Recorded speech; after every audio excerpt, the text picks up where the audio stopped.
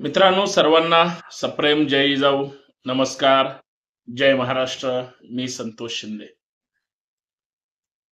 एक गंभीर विषय घेऊन आलेलो आहे आणि सरकारवर आणि सरकारच्या लोकांवर विश्वास ठेवावा अशी माझी मानसिकता अगोदर पण नव्हती आणि आता सुद्धा नाही. परंतु काही नेते प्रामाणिकपणे काम करतायत, संघर्ष करतायत, परंतु त्यांची ज्यांच्यावर श्रद्धा आहे त्यांच्यावर महाराष्ट्राचा विश्वास नाही आणि मला हे ठामपणे सांगावंसं वाटतं. म्हणून मी आपल्या सोबत या ठिकाणी एक वेगळा विषय घेऊन आलेलो आहे.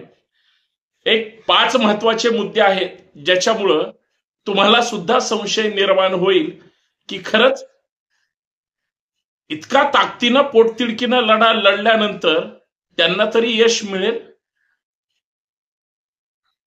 आणि मग या मुद्द्यावर मला चर्चा करत असताना मी स्पष्ट आणि जाहीर बोलणार आहे.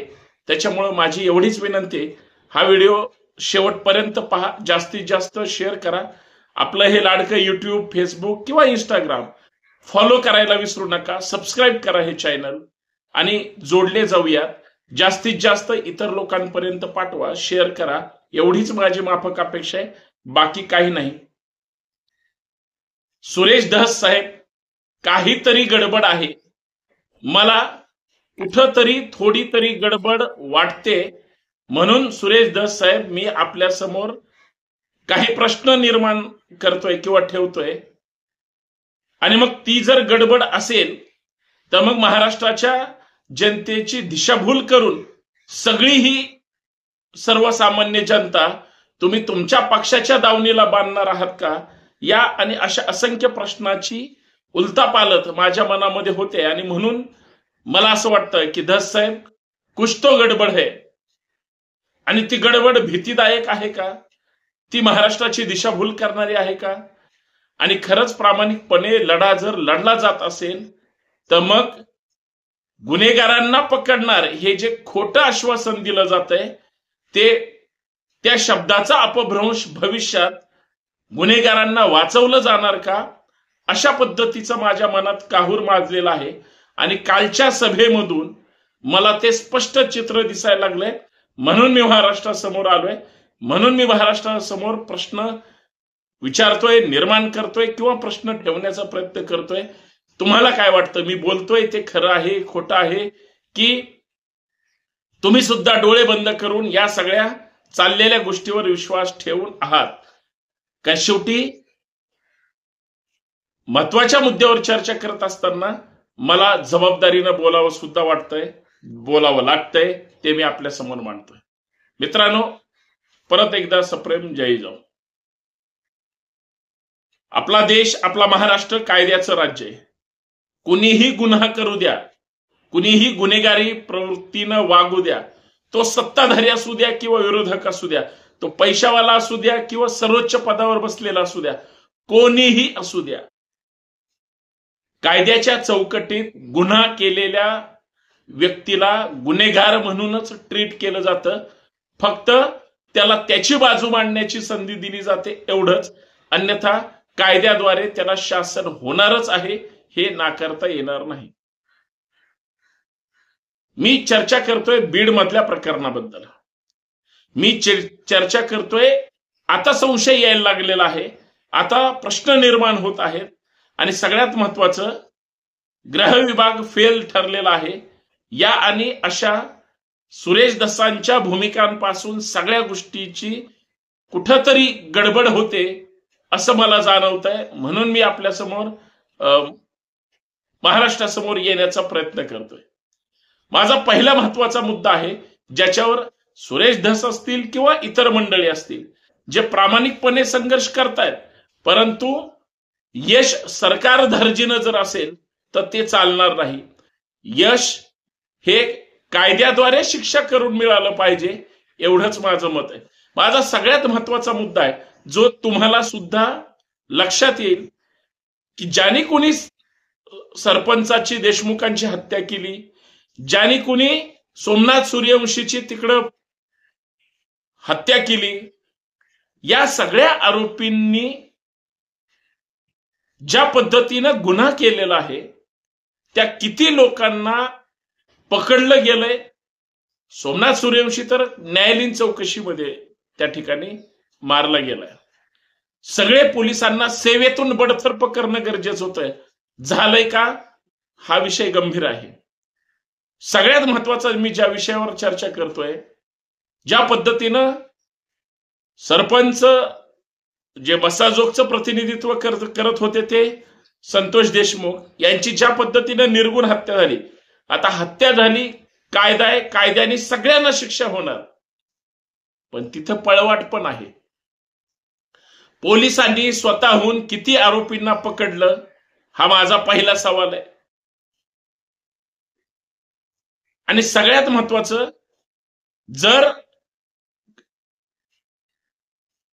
सुरेश धस साहेब ताकदीनं हा विषय मांडत असतील तर राज्याच्या गृहमंत्र्यांनी 5वा आरोपी अजून कसा काय पकडला गेला नाही, या माझ्या पहिल्या प्रमुख प्रश्नाचं उत्तर त्या ठिकाणी मला जे पडलंय तेच महाराष्ट्राला पडलेलं असेल.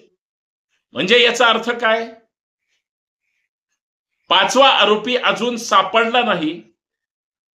धनंजय देशमुख साहेबांचं म्हणजे त्या सरपंचाच्या भावाचं कालचं स्टेटमेंट जर तुम्ही पाहिलं, त्यांनी सरकारी वकिलाला सुद्धा जाऊन भेट घेतली. त्यांची भीती काय? कारण माझा जो पहिला प्रश्न आहे त्याच्याशीच निगडीत मी आता चर्चा करतोय की जर 5वा आरोपी जो खुनाचा आरोपी आहे, मुख्य आरोपी आहे, सहयोगी आरोपी आहे, चार्जशीट मध्ये ज्या पद्धतीनं त्याचं नाव फ्रेम केलेलं आहे, त्या आरोपी त्याचा जो मोबाईल आहे त्याच्यामध्येच पुरावे असतील, तो गायब आहे, मोबाईलची त्यांनी कुठं विल्हेवाट लावली असेल हे त्यालाच माहिती. मग या सगळ्या प्रकरणामध्ये, या सगळ्या गोष्टींमध्ये जर तो मोबाईल सापडलाच नाही आणि पुरावे नष्ट झाले, लक्षात घ्या मी काय म्हणतोय ते. तुम्ही चांगलं म्हणा, वाईट म्हणा, तुम्ही शिव्या द्या किंवा तुम्ही काहीही बोला, तुम्ही कुणाचं तळवे चाटताय हे त्या कमेंट मधून लक्षात येते, हरकत नाही, तुमचंही स्वागत. माझं जाहीर म्हणणं असं आहे की 5वा आरोपी राज्याच्या पोलिसांना, राज्याच्या गृह विभागाला सापडत नसेल तर मग धस साहेब ज्या पद्धतीने म्हणतात की मुख्यमंत्र्यांनी मला शब्द दिलाय किंवा मुख्यमंत्र्यांनी जाहीर केलंय की एकतर अशा घटना होऊ द्यायच्या नाहीत, आणि जर चुकीच्या घटना केल्या, चुकीच्या घटना घडल्या तर या देशमुख प्रकरणाच्या कुठल्याही आरोपीला आम्ही सोडणार नाही. सोडणार नाही. पकडलंय कुठं ते सांगा अगोदर. मग धस साहेबांची मुख्यमंत्र्यांवरची निष्ठा ही 5व्या आरोपीच्या अटकेबद्दल आक्रमक का भूमिका होत नाही? मी त्यांच्या भूमिकेवर संशय घेत नाही, मी त्यांचा आदरच करतोय. मी त्यांच्या आजपर्यंतच्या त्यांच्यामुळेच एवढे तरी आरोपी ताकदीनं सरेंडर तरी झाले, अन्यथा हे सगळे एकमुखी फरार झाले असते, हे सुद्धा मी जबाबदारीनं सांगतोय. पण देवेंद्र बाहुबली म्हणून सुरेश धसांनी ज्या पद्धतीनं काल भूमिका मांडली, तो त्यांचा तालुक्यातला कार्यक्रम जरी असला, शेतकऱ्यांचा महत्वाचा विषय जरी असला, पाण्याचा प्रश्न जरी महत्वाचा असला, तरी माणूस जिवंत राहिली पाहिजे तर पाणी पितील, आणि ज्यांनी माणसं मारली ते मोकार फिरतायत ना. धस साहेब, याचं उत्तर मुख्यमंत्र्यांना तुम्ही विचारणार आहात का? हा माझा पहिला प्रश्न होता की मुख्यमंत्री अर्थात राज्याचे गृहमंत्री आहेत, आरोपीला कुठल्याच पकडलेलं नाही, सगळे आरोपी हे सरेंडर झालेत सीआयडी कडे. बीडवरून येऊन पुण्यामध्ये त्या ठिकाणी त्यांनी अटक किंवा आत्मसमर्पण केलंय. तिकडे गडचिरोलीच्या बातम्या आपण पाहतो, ते कसे नक्षलवादी पोलिसांनी ताणून ताणून ताणून पळवल्यानंतर थकतात आणि मग आता सरेंडर होतात. त्या पद्धतीनं ही सगळी मंडळी सरेंडर झाली. बरं, या सगळ्या आरोपींचा माझा दुसरा महत्वाचा मुद्दा आहे की राज्याचे मुख्यमंत्री हे इतके संवेदनशील दिसत नाहीत जितकं असायला पाहिजे.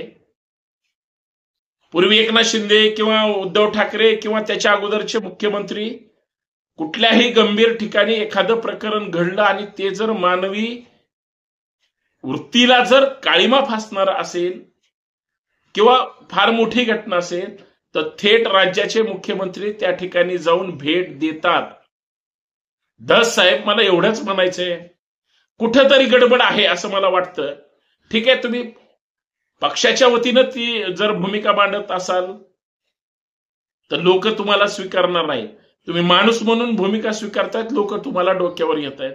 फडणवीस साहेबांना कुणीच का प्रश्न विचारत नाही की मुख्यमंत्र्यांनी राज्याच्या एकदा तिथं जाऊन भेट देणं गरजेचं आहे. मुख्यमंत्री भेट द्यायला गेलेले नाहीत, लक्षात ठेवा. जी मंडळी काल सुरेश धसांचं नाव घेतल्यानंतर, क्षीरसागरांचं नाव घेतल्यानंतर प्रचंड टाळ्या वाजवत होती, तीच मंडळी ज्या वेळेस ह्या सगळ्या घटना घडलेल्या आहेत आणि फडणवीस तिकडच गेलेले नाहीत, फडणवीस साहेबांच्या एका वाक्यामुळं लोकांनी थोड्याफार टाळ्या वाजवल्या. मी सगळी सभा पाहिली, परंतु या सगळ्या ह्याच्यामध्ये लोक सुद्धा खुश नाहीत, हे मला आवर्जून सांगावं लागेल. मी त्यांच्या भूमिकेवर संशय घेत नाही, मी त्यांच्या पक्षांच्या नेत्यांची जी एक कुचकी मानसिकता आहे याच्याबद्दल माझा म्हणजे महत्वाचा विषय.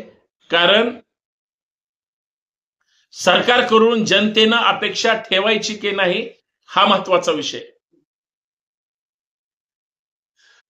कारण राज्याच्या मुख्यमंत्र्यांनी त्या कुटुंबाला जाऊन आधार दिला असता, बोलले असते. सगळे नेते गेले हो, सगळे लोक देशमुख कुटुंबाला भेटतील, त्या सूर्यवंशी कुटुंबाला भेटतील, राज्याचे उपमुख्यमंत्री गेले. मी त्या पण मुद्द्यावर येणार आहे. उपमुख्यमंत्र्याचा मुद्दा माझा तिसरा आहे, त्यामुळे मी आता बोलणार नाही.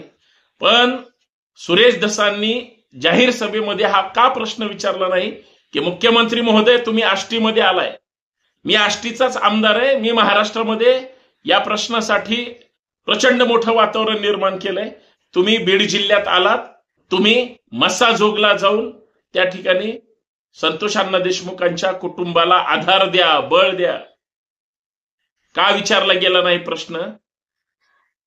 हा माझा साधा सरळ विषय.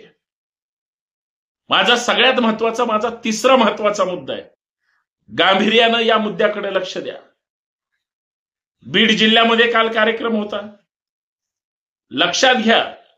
कारण हा विषय तुम्ही सोडता कामा नये, दुर्लक्ष करता कामा नये.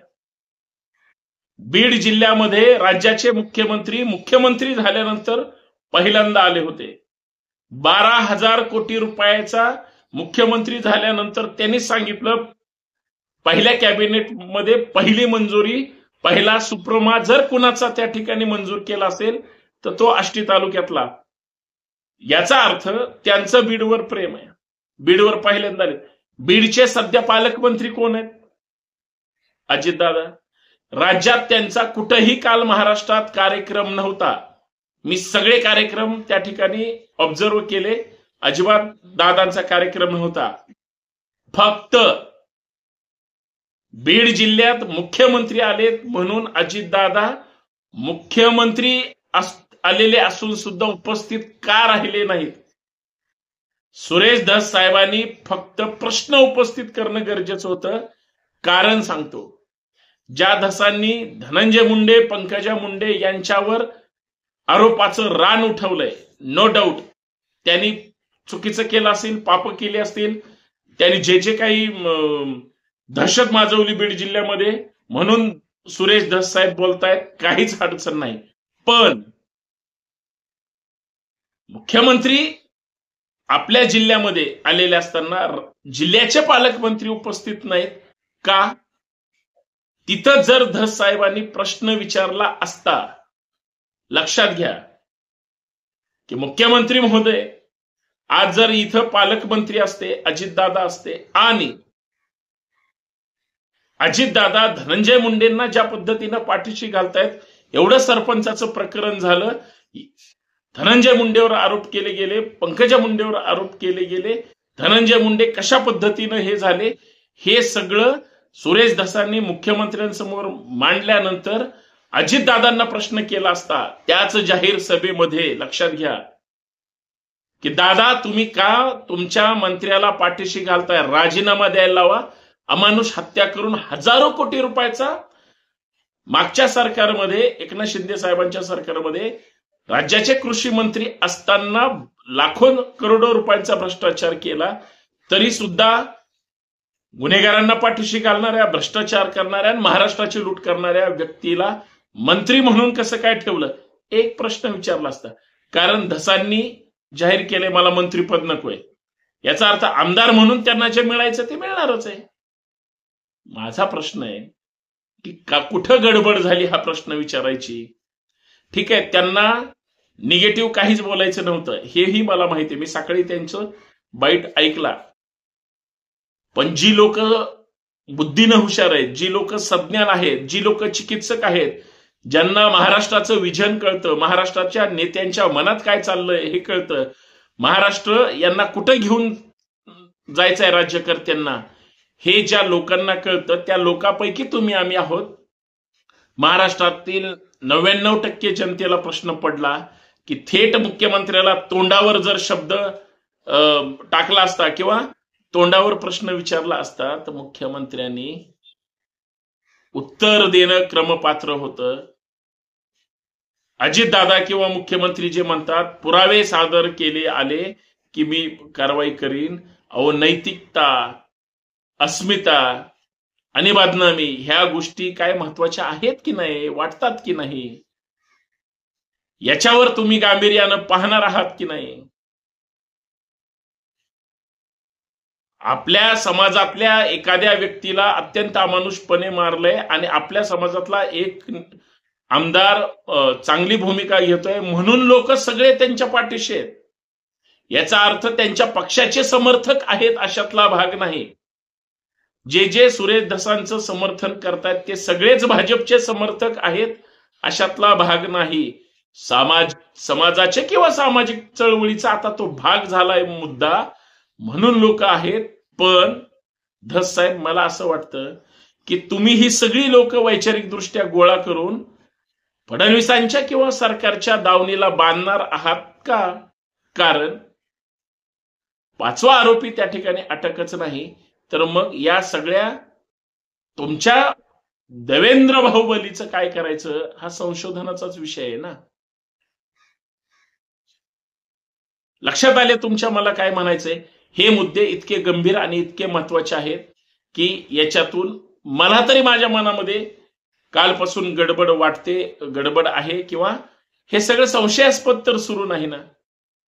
म्हणजे मुख्यमंत्र्यांनीच माणूस पाठवलाय, मुख्यमंत्र्यांनीच ते सगळं ताब्यात घ्यायला सांगितलंय. माझा हा चौथा महत्वाचा मुद्दा आहे की मुख्यमंत्र्यांनीच यांना पुढे करून मुख्यमंत्र्यांनी सांगितलंय की तुम्ही मुंडेंना पर्याय बीड जिल्ह्यामध्ये आता आपल्याला दुसरा माणूस कोणतरी पाहिजे, आणि राज्यकर्त्यांची किंवा कुठल्याही राजकीय पक्षांची एक नीती असते. तुम्ही अजूनही बारकाईनं अभ्यास करा, महाराष्ट्राचा अभ्यास करा. पर्यायी नेते उभे केले जातात. बीड जिल्हा तर एवढा सदन नाही, बीड जिल्हा हरित क्रांतीचा जिल्हा नाही, बीड जिल्हा तसा काय पाण्याच्या दृष्टिकोनातून सुभलाम सुफलाम जिल्हा नाही, किंवा बीड जिल्हा एकदम सुपर कारखानदारी आणि MIDC भरपूर आहेत असं तरी काय आहे का? काही नाही, ड्राय आहे एकदम. मग तिथं प्रस्थापित नेत्यांना पर्याय म्हणून नवीन नेता तयार केला जातोय का? माझा हा प्रश्न खरा आहे की खोटा आहे? कारण तसं जरी असलं तरी मला वाईट वाटायची काही गरज नाही, चांगली गोष्ट आहे. ग्रामीण भागात लोकांमध्ये राहणारा आणि ग्रामीण भागातले लोकांची अडचण ग्रामीण बोली भाषेमध्ये मांडणारा नेता कदाचित मोठा झाला तर अडचण नाही. उद्या सुरेश धस साहेब सुद्धा मंत्री होतील, केले जातील, किंवा इतकं त्यांचं जर चांगली चर्चा झाली तर करावं सुद्धा लागेल. हा जर तरचा प्रश्न आहे. 2.5 वर्षानंतर हे सगळं पाणी तापणार आहे, कारण यांना 2.5 वर्ष दिलीत. पण त्याच्या पुढे जाऊन मला असं म्हणायचं आहे, सरकार या सगळ्या प्रकरणामध्ये गांभीर्यानं पाहतंय का? तर माझा असा महत्वाचा मुद्दा आहे हा चौथा की सरकार या सगळ्या मुद्द्याकडे गांभीर्यानं अजिबात पाहत नाही. कारण धनंजय मुंडेंचं अंजली दमानी यांनी पत्रकार परिषद परवा घेतल्यानंतरचं स्टेटमेंट जे आहे ते असं म्हणतात, 59 दिवस फक्त आणि फक्त धनंजय मुंडेंवर टीका होते किंवा ट्रोल केलं जातंय किंवा आरोपीच्या पिंजऱ्यात उभं केलं गेलंय. महाराष्ट्रात दुसरे इतर विषय होऊन गेले, त्याच्याकडे कुणाचंच लक्ष नाही. असं का होतंय? मला फक्त तो शब्द धरून बोलायचंय. सरकार सुद्धा अशाच पद्धतीने या प्रकरणाकडे बघतंय. सरकार कसं दुर्लक्षित करतंय मी तुम्हाला सांगतो. तुम्ही जर टीव्ही समोर असाल, तुम्ही जर टीव्ही बघत असाल तर तुम्हाला बातम्याची तीव्रता कळते. पण तुम्ही जर दिवसभर टीव्हीच्या समोर नसाल तर तुम्हाला महाराष्ट्रात काय चाललंय काही देणं घेणं कळत नाही. त्याचं कारण असं आहे, सरकारमधले आमदार, खासदार, मंत्री हे सुद्धा अशाच पद्धतीनं दुर्लक्ष करतायत. कारण त्यांना हा विषय गांभीर्यानं घ्यायचा नाही आणि मुळाशी जायचं नाही. कारण माझा 5वा मुद्दा तुमचा मेंदू असा गरम करणार आहे, बरोबर झटका देणार आहे आणि तुम्हाला विचार करायला लावणार आहे. म्हणून अगोदर मी जे हे सांगतोय हे लक्षात घ्या की या सगळ्या ज्या काही गोष्टी आहेत ह्या प्लांट अशा पद्धतीनं केल्या जात आहेत, अशा पद्धतीनं निर्माण केल्या जात आहेत की सरकार या विषयाकडे गांभीर्यानं नाही पाहत. पत्रकारांनी प्रश्न विचारला किंवा पत्रकार परिषदेच्या समोर यायची हिंमत एक मुख्यमंत्री आणि 2 उपमुख्यमंत्र्यांनी फक्त आणि फक्त बीडच्या प्रकरणावर घेतली का पत्रकार परिषद? छाती ठोकपणे सांगा घेतली म्हणून. अजिबात नाही. मग ही दिशाभूल नाही का बांधवांनो? ही फसवणूक नाही का बांधवांनो? आणि ही जर फसवणूक असेल तर तुमची अजून एक मोठी फसवणूक होणार आहे. माझा 5वा महत्वाचा मुद्दा आहे, मी एक कायद्याचा विद्यार्थी. आज महाराष्ट्रातल्या कुठल्याही वकिलांना विचारा, कुठल्याही, मी एक प्रकरण सहज तुमच्या समोर मांडतो. साधं चोरीचं प्रकरण. सैफ अली खानच्या इथं चोरी झाली, लक्षात घ्या. आणि आरोपीकडून सैफ अली खानला मारण्याचा प्रयत्न झाला, म्हणजे अटेम्प्ट टू मर्डर. याचा अर्थ हाफ मर्डरचा त्याच्यावर गुन्हा दाखल होईल, चोरीसाठीचा गुन्हा दाखल होईल. हाय प्रोफाईल केस आहे म्हणून त्याला पोलीस कोठडीत अजून 4 दिवस ठेवतील. पण कायद्याने त्यांनी सामान्य माणसाच्या इथं हे कृत्य करू द्या किंवा सैफ अली खानच्या इथं करू द्या, कुठंही हे कृत्य करू द्या, गुन्हे तेच दाखल होणार आहेत जे कायद्याच्या चौकटीत त्या लोकांना लागू होतील. लक्षात घ्या मी काय म्हणतोय. असे काही विशेष, असे काही वेगळे गुन्हे दाखल होणार आहेत का? अजिबात नाही. आता त्याला पोलीस कोठडीत ठेवलं जातंय, त्याची फक्त 2 कारणं आहेत. एक तर सैफ अली खान एक सेलिब्रिटी आहे, उच्चभ्रू आहे, मीडिया ट्रायल जोरात आहे आणि थेट पोलिसांच्याच इतर सगळ्या ऍक्टिव्हिटीवर संशय निर्माण करणारं प्रकरण आहे. कारण संशयित म्हणून ज्यांना अगोदर टार्गेट केलं त्यांचं आयुष्य उद्ध्वस्त केलं. खरं तर त्या पोराचं लग्न सुद्धा मोडलं. त्याच्या पाठीशी महाराष्ट्राला उभं राहणं गरजेचं होतं. पण महाराष्ट्र जात आणि तो कुठल्या धर्माचा आहे बघून हे सगळं करणार, हा संशोधनाचा विषय. सैफ अली खान 4च दिवसात घरी आला, ज्या पद्धतीनं स्टाईलमध्ये आला महाराष्ट्रानं पाहिले.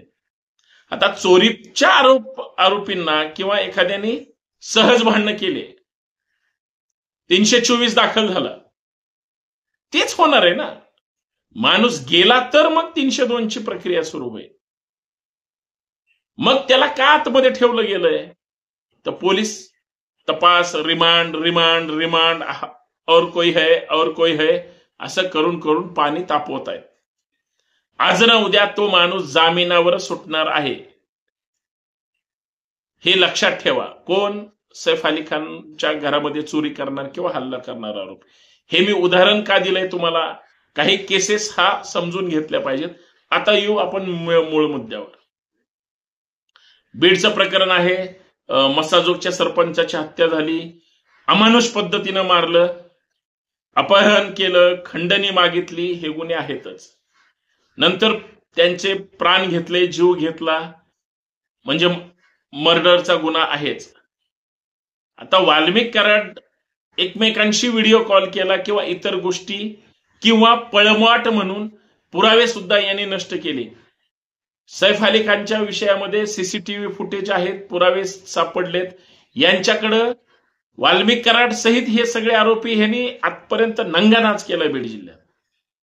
पुरावे काही ठेवलेत का? सगळी यंत्रणाच खिशात होती ना. भाड्यानेच पालकमंत्री पद होतं मागच्या वेळेस कराडकडं. लक्षात घ्या. धस साहेब, मला एवढंच म्हणायचंय, तुम्ही जे जे काही पुरावे दिलेत ते सॅल्यूटच आहे, नोट चॅलेंज. पण पोलिसांना जर 5वा आरोपी सापडला नाही आणि त्याच्याकडचे जे मूळ त्या मोबाईल मधील रेकॉर्डिंग करणारे जे काही पुरावे असतील आणि प्रत्यक्षदर्शी त्याच्यामध्ये मग मुंड्यांपर्यंत हे सगळे लोक कनेक्टेड असतील तर 130 फोन पोलिसांना एखादा व्यक्ती करत असेल, आरोपी कराडला फोन करत असतील किंवा हे सगळे परत मुंडे साहेबांपर्यंत एकमेकाला संपर्क करत असतील तर ते पुरावे कुठे आहेत? त्या पुराव्यांचं काय? सीआयडीनं काय चमत्कार केला, एसआयटीनं काय चमत्कार केला? बीड पोलीस तर पोलीसच त्या वाल्मिक कराडचे सहकारी होते, त्यांच्यावर तर संशय आहेच. पोलीस प्रशासन काय करेल ते करेल. शेवटी कायद्याने त्यांना, आरोपींना तर शासन करावंच लागेल. अधिकाऱ्यांची नियत चांगली असो किंवा वाईट असो, पण त्यांच्या वरिष्ठ अधिकाऱ्यांची नियत चांगली असेल, त्यांच्या खालच्या कर्मचाऱ्यांची नियत चांगली असेल तर कायद्याने शिक्षा होणारच आहे. पण आरोपींना वाचवण्यासाठी, लक्षात घ्या, आरोपींना वाचवण्यासाठी जर एवढं मोठं षडयंत्र रचून पुरावे सगळे नष्ट करून मास्टर माइंडच नाही सापडला, मास्टर माइंड पर्यंत नाही पोहोचले, फार अमानुष केलं. एकमेकाने एकमेकाला चापट मारली म्हणून एकमेकाची इतकी निर्घुण पद्धतीने हत्या करायची. तुम्हाला कल्पना नसेल, मी तर या बीडच्या प्रकरणाबद्दल बोलतोय, म्हणजे देशमुखांच्या. कालच बीडमध्ये असं एक प्रकरण घडलं की कराडांच्या बातम्या का पाहतोय किंवा मुंडेंच्या बातम्या का पाहतोय म्हणून या मुंडे समर्थक कराड समर्थकाच्या पोरांनी एका व्यक्तीला बेदम मारहाण, डोक्याला इजा झाली. का? तो त्या बातम्या पाहायच्या नाहीत, व्ह्यूज मिळतात ना त्यांना, मग हे आरोपीच्या पिंजरात अजून राहतात म्हणून त्याला धमकावून त्याला मारहाण केली. म्हणजे ही कुठली दादागिरी आहे? म्हणजे आरोपी आता अजून आतमध्ये आहेत किंवा त्यांना कठोर शासन फाशी झाली पाहिजे. सुरेश धस साहेब ताकदीनं हा प्रकरण सगळं लावून धरतायत, सगळं ठीक आहे. पण धस साहेब, 5व्या आरोपीसाठी तुम्ही गृहमंत्र्यांना का साकडं घालत नाही? पोलिसांवर का आरोप करत नाही? गृहमंत्र्यांवर का आरोप करत नाही? मुख्यमंत्र्यांवर का आरोप करत नाहीत की पोलीस निष्क्रिय आहेत, हे चालणार नाही? असं का बोललं जात नाही? हा माझ्या मनात संशय आहे, महाराष्ट्राच्या मनात संशय आहे. म्हणून मला कुठंतरी गडबड वाटते. खरंय की नाही मी म्हणतोय ते?